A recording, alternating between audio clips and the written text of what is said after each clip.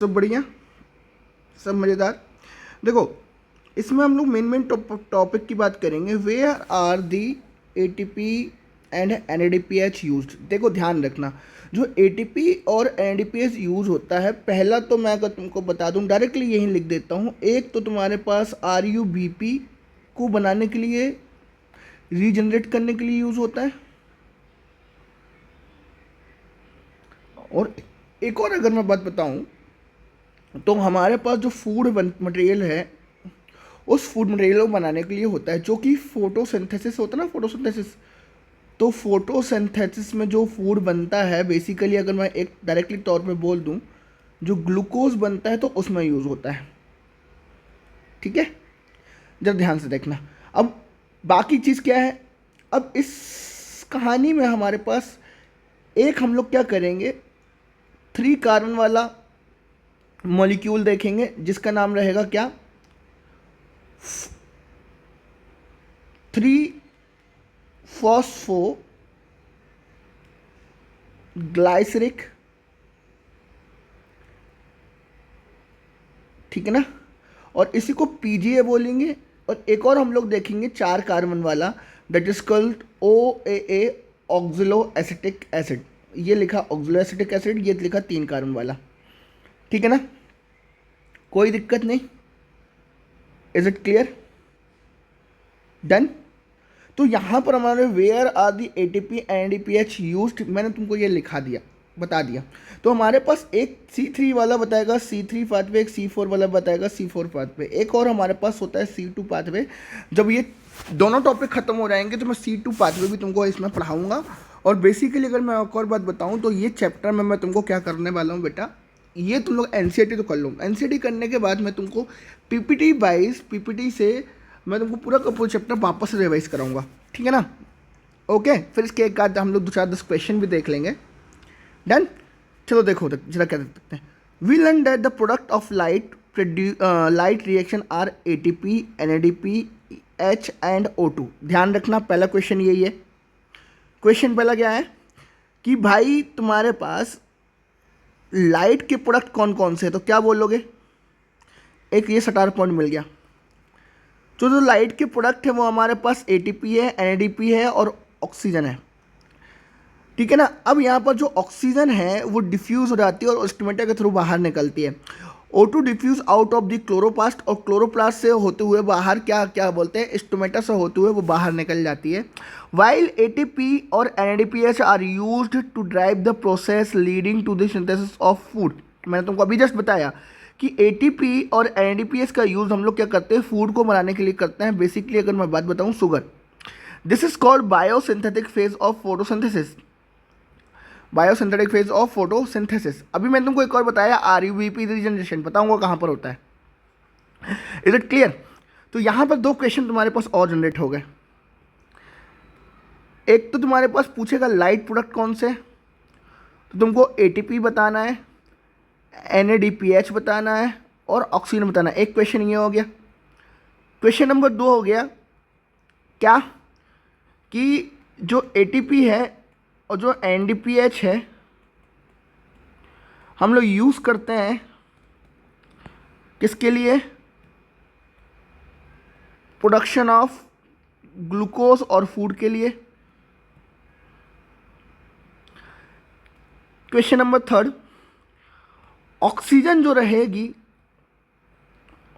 वो आउट हो जाएगी, out from chloroplast, then stomata से होते हुए एनवायरनमेंट में पहुंच जाएगी या एटमॉस्फेयर में पहुंच जाएगी। ठीक है, कोई दिक्कत? आगे चलते हैं। अगर हमारे पास एक क्वेश्चन और बनेगा बायोसिंथेटिक फेज, है ना, कि अगर एटीपी और एनडीपीएच का यूज़ फिक्सेशन करने के लिए हो रहा है फूड का, तो मैं यहाँ पर एक चीज़, इसको हम लोग बोल सकते हैं, that is called photo bio synthetic phase. एक क्वेश्चन ये बन गया। आगे चलो। अब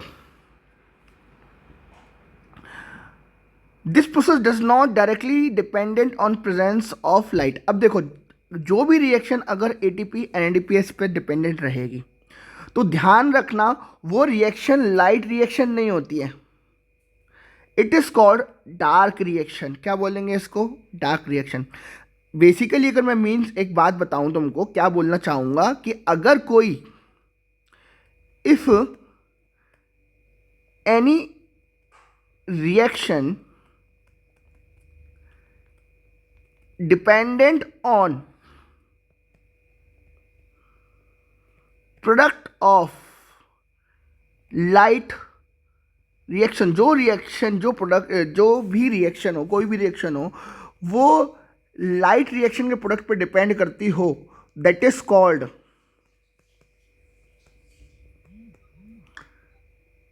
डार्क रिएक्शन। तो उस रिएक्शन को हम लोग क्या बोलते हैं बेटा? डार्क रिएक्शन बोलते हैं। क्या बोलते हैं? डार्क रिएक्शन बोलते हैं। आगे चलें, पढ़ें। देखो, these reaction does not dependent on the presence of light but dependent on the product of light. The ATP और NADPH, ADP और NADPH और हमारे पास O2, CO2 and H2O may be dependent. You may wonder this could be verified in a symbol immediately after light become unavailable. The biosynthesis process continue for this time and the stops, then the light is made available. The synthesis will be start again. मैंने तुमको बता दिया, light आएगी तो हमारे पास photosynthesis again चालू हो जाएगा। पर यहाँ पर क्वेश्चन लिखा, can we hence say that the calling the biosynthetic phase as the dark reaction is misnomer? Yes. तुम लोग क्या बोलोगे? The biosynthetic phase as a dark reaction is a misnomers. Yes. यहाँ आंसर क्या आएगा बेटा? यस आएगा। क्या आंसर आएगा यहाँ पर? जल्दी बोलो। Yes, yes. Now let us know the how the ATP and NADPH are used in a biosynthetic phase. We saw earlier CO2 is combined with O2 H2O and form the what aldehyde और हमको इसको बोलेंगे sugar. अभी हम लोग पढ़ेंगे what C3 cycle and C4 cycle। मैं तुमको बताऊंगा अभी क्या होता है। It was interesting that the scientists have found how many reaction proceeds rather that was the first product of formed when CO2 is taken into the reaction or fix। CO2 को हम लोग फिक्स करते हैं, कुछ क्या करते हैं? तो वर्ल्ड वॉर 2 के बाद, आफ्टर वर्ल्ड वॉर 2 के बाद हमारे पास क्या हुआ? Several effort of radio isotope. ध्यान रखना, बेनिफिशियल यूज। तो हमने फिक्सेशन के लिए किसका यूज किया था? रेडियो आइसोटोप का यूज किया था। द वर्क ऑफ मेलविन कैनविल is exemplary the use of radio active carbon 14। किसको यूज किया था? कार्बन 14। ये भी क्वेश्चन बनता है ना? कौन कौन सा? रेडियो आइसोटोप और कार्बन 14। रेडियो आइसोटोप्स और कार्बन 14 हमने रेडियो एक्टिव लेवल लिया था। अब यहाँ पर जो यूज़ किया था वो एल्गल फोटोसिंथेसिस में यूज़ किया था। उन्होंने डिस्कवरी करी कि जो कार्बन डाइऑक्साइड फिक्स हो रहा है और produce was the 3 carbon organic acid. उन्होंने बोला कि 3 कार्बन वाला क्या मिल रहा है? ऑर्गेनिक एसिड मिल रहा है। अगर 3 कार्बन वाला ऑर्गेनिक एसिड है तो ध्यान रखना 3 कार्बन ऑर्गेनिक एसिड है तो यहां पर ध्यान रखना ये साइकिल का नाम हो जाएगा C3 और C3 को ही हम लोग बोलेंगे, ध्यान रखना, केल्विन साइकिल।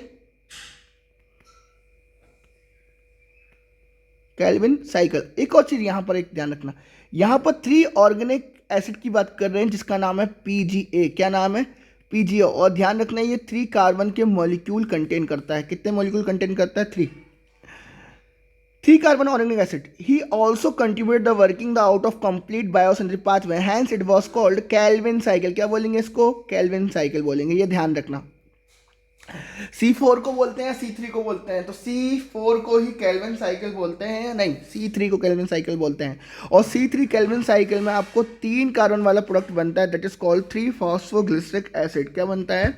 3-फॉस्फोग्लिसरिक एसिड। यहाँ पर क्वेश्चन पूछा गया है कितने कार्बन मिलते, तो हमको कितने कार्बन मिलेंगे? 3 कार्बन मिलेंगे। ठीक है, कितने कार्बन मिलेंगे? 3 कार्बन मिलेंगे। आगे चलते हैं।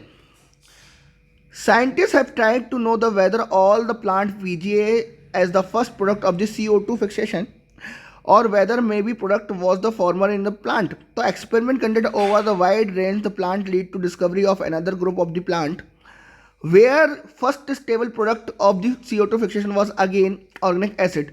इनको अगेन इन्होंने रिएक्शन किया, अलग अगेन एक्सपेरिमेंट किया, तो उन्होंने इन्हें क्या किया कि C4 वाला एक कार्बन मिला, 4 कार्बन एटम मिला। This acid was identified that is called oxalo acetic acid OAA, जिसके नाम पे ये साइकिल रखी गई C4।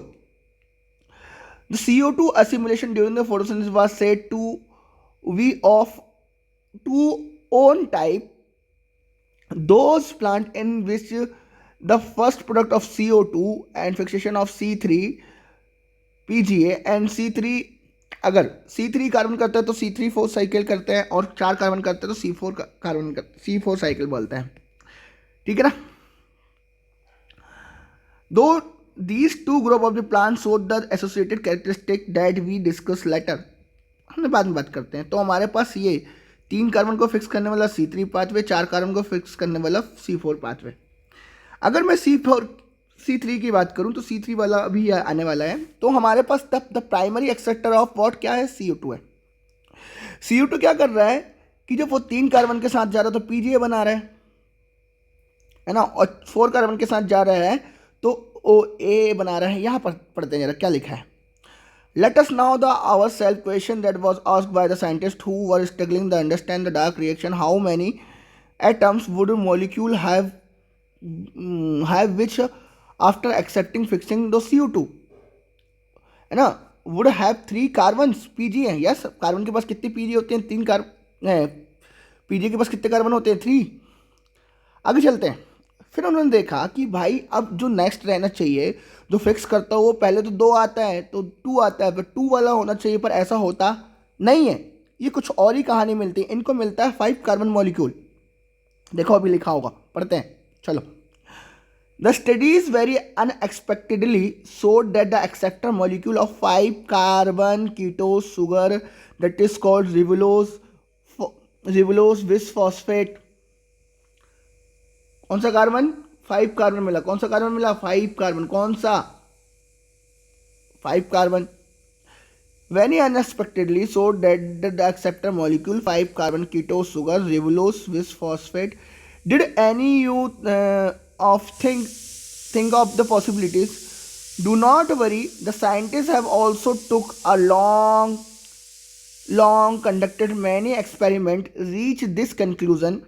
They believed that since the first product was C3 है ना, प्राइमरी एक्सेप्टर वॉट 2 कंपाउंड होना चाहिए था, पर ऐसा हुआ नहीं। कौन सा निकला, they spend many years and identified 2 carbon compound before they discovered the 5 carbon compound that is called ribulose bisphosphate. वो एक्सपेक्ट कर रहे थे कि 2 कार्बन को क्या करें, वो डिस्कवर करें, पर ऐसा हुआ नहीं। उन्होंने डिस्कवर किया कौन सा, 5 कार्बन। Is it clear. अब हमारे पास आता है केल्विन साइकिल। जरा ध्यान से देखो, केल्विन साइकिल की हम लोग बात करते हैं। तो केल्विन साइकिल और उसके worker out of the whole pathway so that what the pathway operate in a cyclic manner. किस मैनर में काम करते हैं, साइक्लिक मैनर में करते हैं। तो तुमको बोलो केल्विन साइकिल किस वे में काम करता है, तो पहले ध्यान रखना साइक्लिक मैनर में काम करता है। क्वेश्चन, केल्विन साइकिल किस मैनर में काम करता है, साइक्लिक मैनर में काम करता है। The RuBP was regenerated. जब आरयूबीपी रीजनरेट होता है तो यहाँ पर एटीपी क्या होती है, यूज होती है। Let us now the how many Calvin cycle operates and where the sugar is synthesize. और शुगर कहाँ बनती है मैं बताता हूँ अभी तुमको। Let us the outset understand very clearly the Calvin pathway that is called in all photosynthetic. अगला क्वेश्चन, केल्विन साइकिल सारे फोटोसिंथेटिक प्लांट में होता है। ठीक है ना। अगला क्वेश्चन है क्या कि जो केल्विन साइकिल होता है वो सारे प्लांट में होता है। यस, सारे प्लांट में होते हैं जो भी क्या करते हैं, फोटोसिंथेसिस करते हैं। तो स्टेटमेंट 1 और स्टेटमेंट 2 यहां से बन सकता है। आगे चलते हैं। C3 and C4 cycle any other pathway. अब यहां पर हमारे पास ध्यान से सुनना, एक क्वेश्चन बनेगा ये वाला, जो C3 साइकिल है कितने स्टेप फॉलो करता है, बोलोगे 3। अब दूसरा, C3 साइकिल का सीक्वेंस क्या है, पहला क्या है कार्बोक्सिलेशन, दूसरा क्या है रिडक्शन, तीसरा क्या है रीजनरेशन। तो मैं बात करूं तो सबसे इंपॉर्टेंट चीज ये है कि अगर मैं C3 साइकिल की बात करता हूं तो सबसे पहले सारे फोटो सिंथेटिक प्लांट में होता है।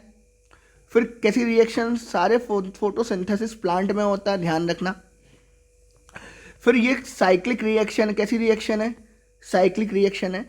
इसके 3 मेजरली स्टेप्स कौन कौन से, पहला क्वेश्चन बनेगा कार्बोक्सिलेशन, रिडक्शन और रीजनरेशन। 3 मेजर स्टेप हैं इसके, कोई दिक्कत नहीं। तीनों के क्या होते हैं ध्यान रखना, ये साइक्लिक वे में काम करते हैं और तीनों एक के बाद एक आता है। तो इनका सीक्वेंस भी पूछता है, इनका एक अलग सीक्वेंस भी है। सीक्वेंस बताओ भाई क्या क्या है। पहला है कार्बोक्सिलेशन, कार्बोक्सिलेशन मतलब कार्बन का फिक्स करना। दूसरा चीज रिडक्शन, कार्बन को फिक्स करने के बाद कोई ना कोई ऐसा प्रोडक्ट बनाना जो बॉडी के लिए काम आए, जैसे शुगर। अगला चीज रीजनरेशन करना, रीजनरेशन किसका करना, RUBP का करना। अब जरा ध्यान सुनो, इन सब का क्या करना, फिक्स करने के बाद, रिडक्शन रिलीज करने के बाद, है ना, रीजनरेट करने के बाद, इन सब में कुछ हमारे पास ATP भी लगती है और NADPH भी लगती है। क्या लगती है, ATP भी लगती है और NADPH भी लगती है। जरा देखो, पहला हमारे पास आता है कार्बोक्सिलेशन।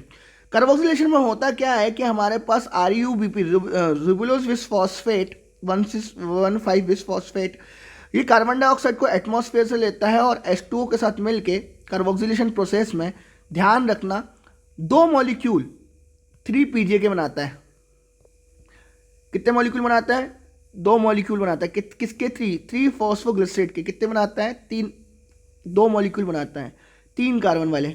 बनाने के बाद जब रिडक्शन प्रोसीजर होता है तो यहां पर ध्यान रखना, ये यहां पर 2 ATP लगते हैं, 2 ATP और 2 NADPH भी लगता है, 2 ATP और 2 NADPH भी लगता है, ठीक है। और जैसे रिडक्शन होता है तो बेसिकली अगर मैं बात करूं, रिडक्शन होने के बाद 3 कार्बन वाली sugar triose phosphate that is called, अगर मैं बात करूं तो ये यहां से बना के सुक्रोज और स्टार्च देता है। अब जरा ध्यान से सुनना, कार्बोक्सिलेशन डायरेक्टली इन्वॉल्व या directly help in the formation of sugar product. पहला स्टेटमेंट क्या बोला मैंने, क्या कार्बोक्सिलेशन शुगर के लिए इन्वॉल्व होता है, शुगर फॉर्मेशन के लिए? यस होता है, होता है, ध्यान रखना। आगे चल के ट्राइफॉस्फेट, ये तो तुम्हारे पास ट्राइफॉस्फेट, आगे चल के क्या होता है, रीजनरेशन होता है।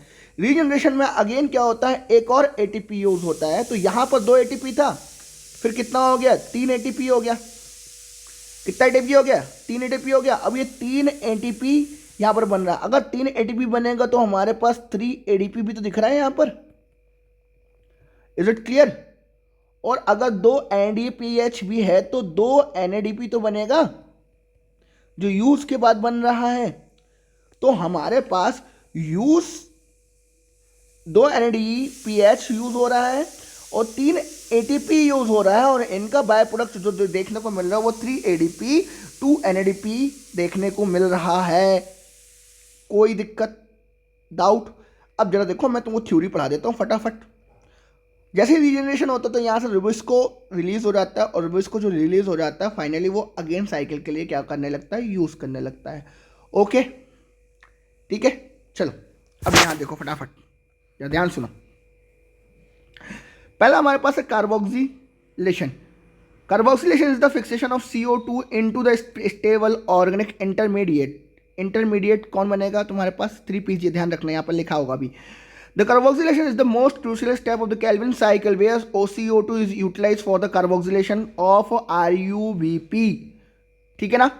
This reaction is catalyzed by the enzyme that is called carboxylase Rubisco, Rubisco bisphosphate, carboxylase, and last में देखोगे ऑक्सीजनेज, RUBP Rubisco एंजाइम। ध्यान रखना ये बायोस्फीयर में सबसे ज्यादा मिलने वाला प्रोडक्ट है। बायोमोलिक्यूल में जाके देखना, वहां मिल गया, लिखा होगा रुबिस्को। रुबिस्को को फुल फॉर्म पूछता है, फुल फॉर्म और रुबिस्को, ये नीट में आया हुआ क्वेश्चन है, ठीक है ना। और ये वाला क्वेश्चन पूछा गया है कि कार्बोक्सिलेशन में जो रुबिस्को वो फिक्स करने के बाद कौन सा प्रोडक्ट बनाता है, तो क्या बोलोगे 3 PGA। कितने बनाता है, 2 मॉलिक्यूल, 2 मॉलिक्यूल ऑफ 3 PGA। ये भी आया हुआ नीट में, ठीक है। आगे चलते हैं। आगे देखो, since this enzyme also has oxidation activity, it would be the more correct to call it Rubisco carboxylase oxygenase। और इसी का फुल फॉर्म क्या हो जाता है, रुबिस्को। ध्यान रखना रुबिस्को का फुल फॉर्म क्या होता है, ये क्वेश्चन पूछता है, ये नीट में आया हुआ है रुबिस्को। तो रुबिस्को विस फॉस्फेट, एम राइट? नहीं सर, नहीं। रुबिस्को का पूरा नाम क्या है, रिबुलोज विस 16 डाई या 16 विस फॉस्फेट कार्बोक्सिलेस ऑक्सीजनेस एंजाइम।